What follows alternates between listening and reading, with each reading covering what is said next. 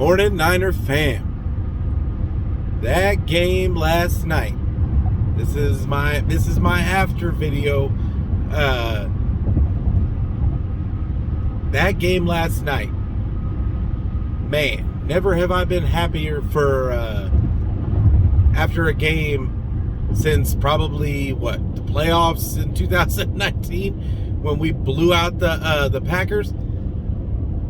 I was jumping up and down in my living room and I was so I can't even express how happy I was, not just as a fan but for that team. You could feel when that game started that there was some heart going on there. It was pride on the line. They know, they read all the headlines. They know that it's all said that they own the Rams. It's at home. They haven't won in their building in however long. They hear all that. So my 20-6 prediction obviously was not correct. But what I did say in my before video was they had to prove it to us, and whoo! They proved it to us. And it was outstanding. It was an outstanding performance by multiple people, but by Kyle specifically with the offensive game plan.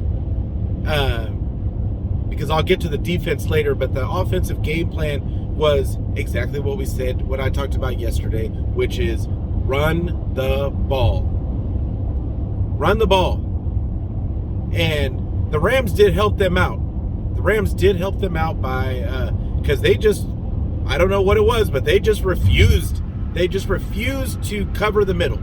And I don't know what that defensive game plan was about, but they just allowed pass after pass after pass over the middle. Now Jimmy helped out his guys for once by there weren't nearly as many high passes, which comes back to the offensive line that didn't allow a ton of pressure on Jimmy.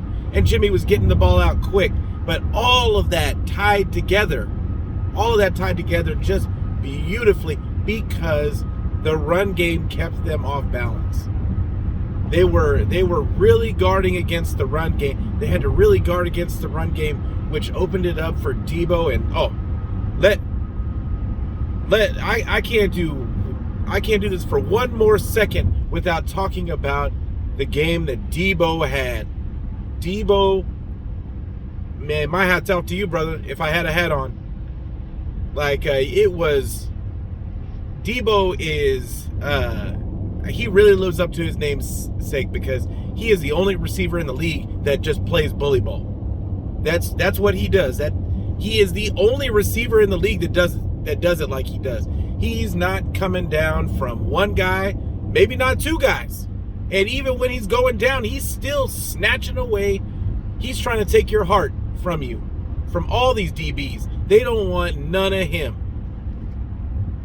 So, yeah, Debo had an outstanding game, and Jimmy getting the ball to him to where he could run after the catch. It was great. It was great all the way around. All the way around. Elijah Mitchell, tough yards. It was great to see Jeff Wilson get in there, and Jeff Wilson made some great blocks throughout that game.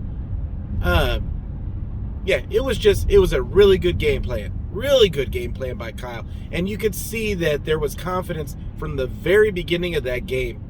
So I just want to make sure that we get, I had to make sure we give kudos to Debo. And the other person, the other person right after Debo, Jimmy Ward. Man, Jimmy. I don't think you've had an interception since college. I don't remember the last time. I've been watching the 49ers forever, and I don't remember the last time he had an interception. I don't know if he had one for the 49ers. I'd have to look back, but I can't remember.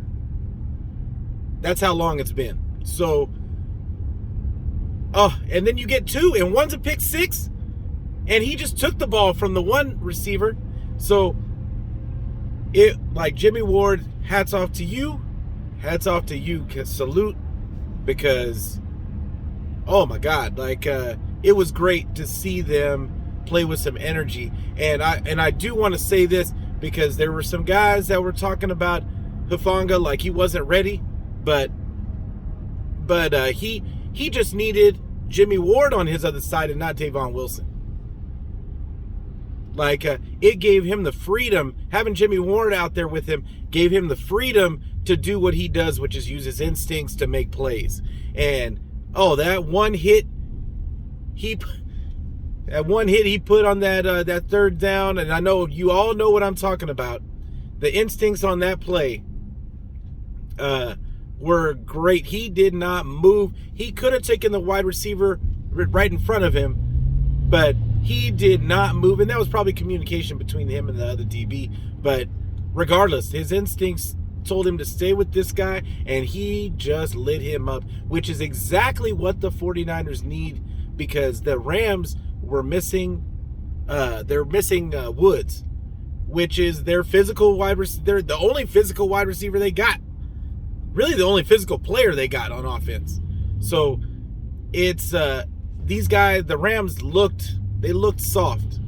And once the 49ers started hitting them in the mouth, they just kind of that's when you saw all those drop passes. They didn't want to deal with the contact. So kudos to the game plan, but I mean, let's be real. The Rams gave us a lot of drop balls. Stafford gave us a lot of bad throws. We left some plays out on the field too. So but kudos to the defense. Kudos to Bosa. Bosa, man, he almost got choked out.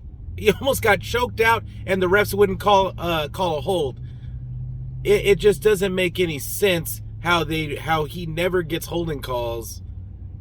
And to be honest, if I was the Niners, I'd be sending something to the league about that.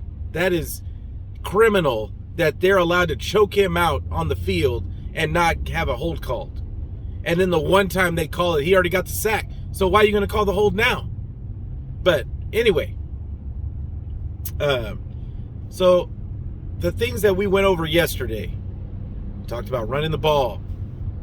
Great job by Kyle to not get away from running the ball. Even getting Debo involved in the run game. Whatever you got to do, man. And I don't really like seeing the wide receivers in the run game. But I know that's what we do. But I always fear, because Debo invites so much contact by himself, that I think adding more contact to it is kind of a recipe for injury, and it has been for him in the past, I feel. But regardless, it worked. It worked today. So, and you could see him fighting for yards. It was great.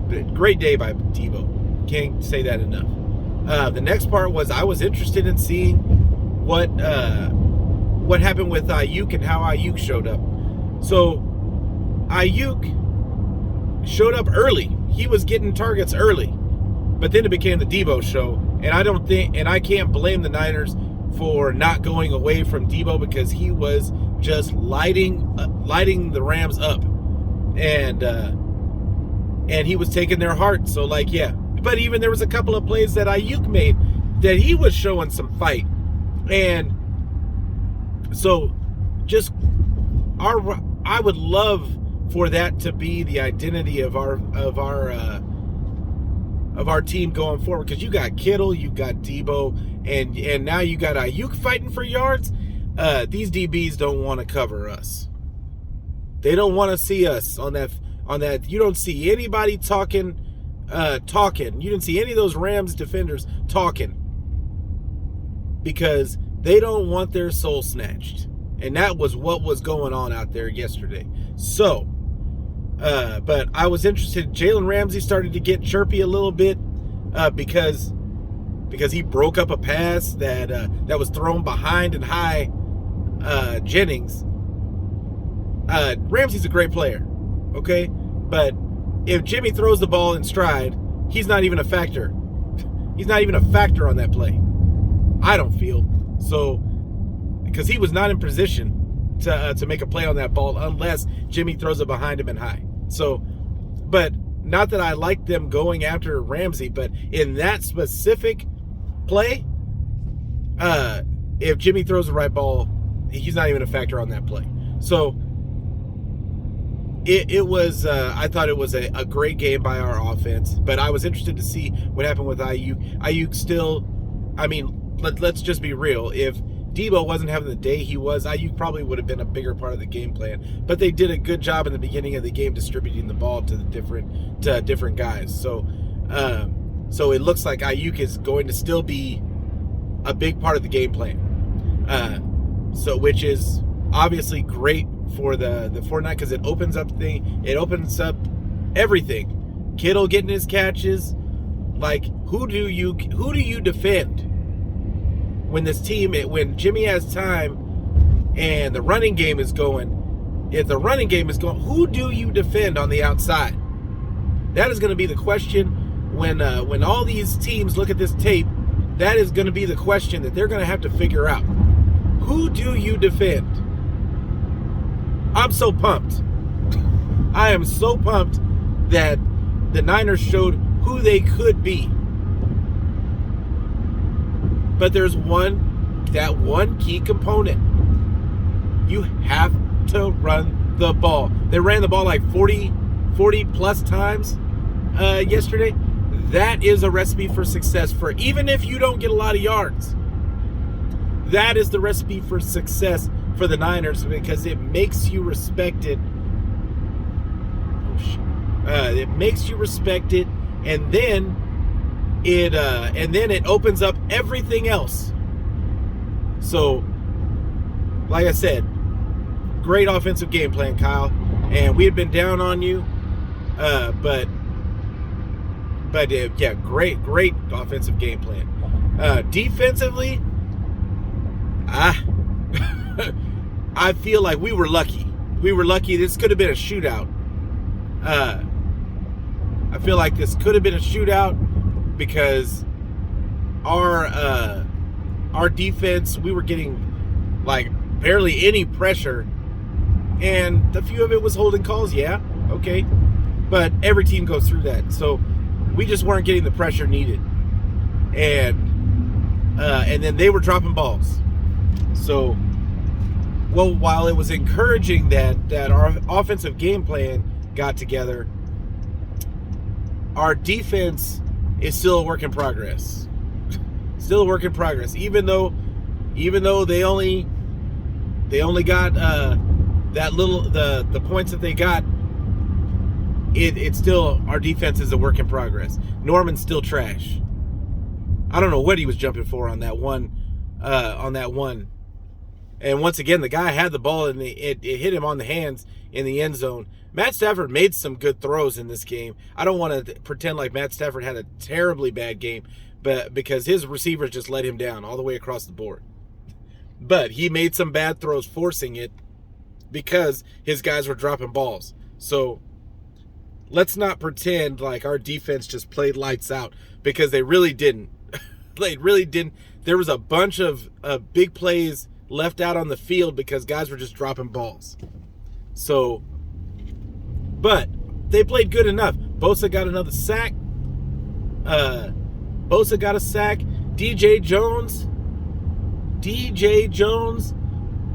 on the fake punt. Like, I mean,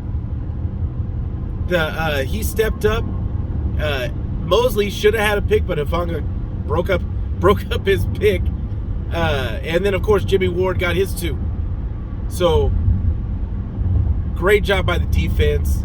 Great job by the Niners overall. Great job by Kyle to get this team ready to play. And I felt, I don't know about anybody else, but I felt like Fred Warner this was a big game for Fred Warner, even though he gave up a touchdown. But I think that was a miscommunication somewhere in the coverage. But regardless, he gave up a touchdown, but I think it was a big game for Fred Warner because I felt like he took more of a leadership role in this game. I felt like you could see it on the field, and we talked about yesterday about them using more vanilla coverages to help out those DBs that aren't really that good and can't handle those extra responsibilities of playing a lot of man. So I felt like they played some more vanilla coverages, and I think that really helped them keep the damage to a minimum. So great game plan, and I don't think the Rams were ready for it.